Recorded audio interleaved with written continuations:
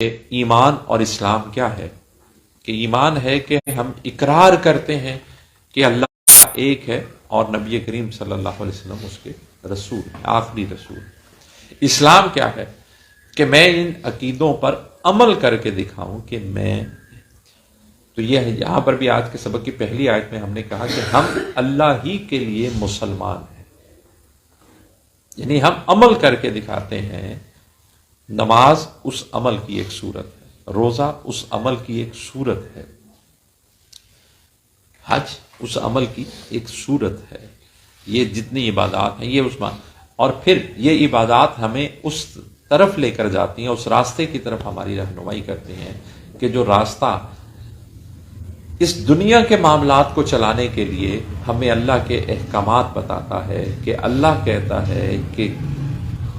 میاں بیوی کے آپس کے معاملات ان اصولوں کے تحت چلیں، ماں باپ کے ساتھ ان اصولوں کے تحت چلیں گے، اولاد کے ساتھ، بہن بھائیوں کے ساتھ، جن کے ساتھ آپ نے لین دین کے معاملات کرنے ہیں وہ ان اصولوں کے تحت چلیں گے،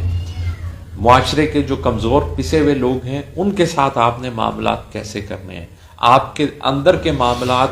کیسے درست ہونے ہیں، وہ سب چیزیں، وہ ساری رہنمائی ہمیں کہاں سے شروع ہوتی ہے؟ وہ راستہ یہ نماز سے، روزے سے، حج سے، زکوٰۃ سے۔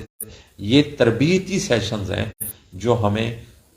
مولڈ کرتے ہیں، ہمیں ڈھالتے ہیں اس کردار میں کہ جو کردار اللہ کی محبت میں، اللہ کی تابع فرمانی میں، پھر وہ ایسا سرشار ہو جاتا ہے کہ اس کے لیے ہر وہ چیز ہی بس توجہ کے قابل ہوتی ہے جس کی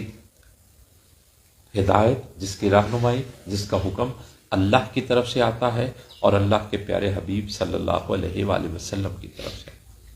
اس کے لیے پھر اور کوئی بات اہمیت نہیں رکھتی ہے۔ تو یہ جو بات ہوئی درستگی کی، اگر وہ سورہ احزاب کی بھی یہاں پر میں بات کروں کہ ہم نے وہ جو ابھی آخری وہاں پر بھی آیت پڑھی کہ کیا کہ یہ اگر تم اپنا اندر باہر ایک جیسا کر لو، ایمان جو باہر تم ظاہر کرتے ہو تمہارے اندر بھی وہی ایمان پختہ ہو، تو تمہارے اعمال کی درستگی اللہ کر دے گا،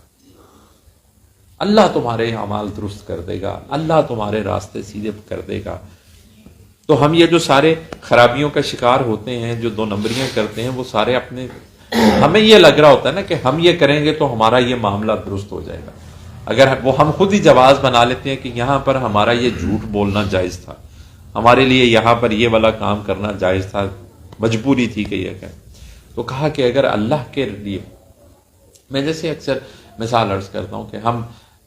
یہ پردے کے اعتبار سے یہ جو ہم جن مجبوریوں کا کہ نہیں مجبوری ہے، دور حاضر میں یہ چیزیں کرنی پڑتی ہیں، ایسے ہوتا ہے ویسے ہوتا ہے، وہ جیسے میں دکانداروں کے لیے اکثر ایک مثال دیتا ہوں، جو بھی پبلک ریلیشننگ میں ہے، جو جاب کر رہے ہیں وہ بھی جب خواتین سے آمنا سامنا ہوتا ہے تو ہم پردے کے لیے جو بھی ہم جواز کے جی وہ پردہ دل کا ہوتا ہے، پردہ جو ہے نیت کا ہوتا ہے، ایسے بات کرنے سے، میں دیکھنے سے، آنکھیں ملانے سے کوئی فرق نہیں پڑتا ہے، تو اللہ کہتا ہے فرق پڑتا ہے، اللہ کا حکم ایسے ہے۔ تو اگر میں اللہ کو راضی کرنے کے لیے اس راستے پہ چلوں گا تو اگر کسی فرد کو وہ برا لگ بھی رہا ہے تو وہ دیکھیے قرآن نے نبی کریم صلی اللہ علیہ وسلم کو مخاطب کر کے یہ بات فرمائی کہ لوگوں کی خواہشات اہمیت نہیں رکھتی ہیں، لوگ کیا چاہتے ہیں یہ میٹر نہیں کرتا،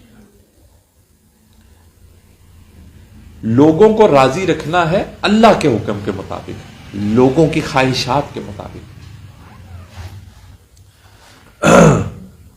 تو کہا کہ وہ لوگ جو ایمان کے بعد کفر کا شکار ہو جاتے ہیں